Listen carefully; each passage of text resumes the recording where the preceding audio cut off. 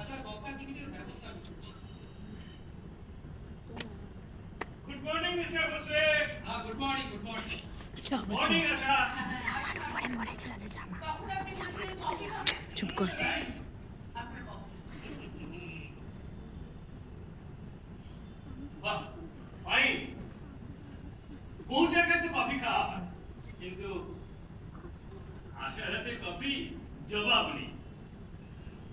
আচ্ছা আশার সঙ্গে আপনার কোথায় দেখা হয়েছিল আজকে? ওই তো ওটাতে সি বিচে।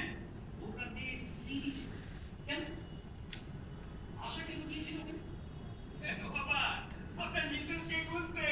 মিসেসকে খুঁজতে ওরাতে সি বিচে কেন? কি ব্যাপার?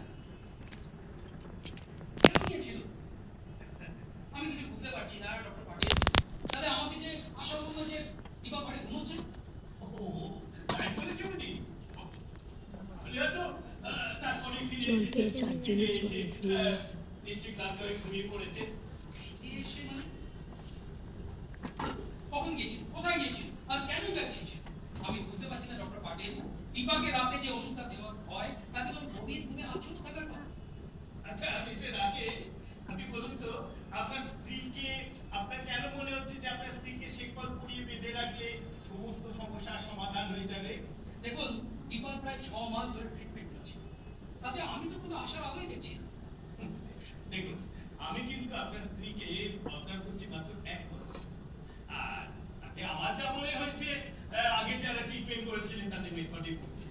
আপনাদের ডাক্তারদের মধ্যে কার মেথড ঠিক কার মেথড ভুল সেটা কে আবিষ্কার করতে বলুন তো?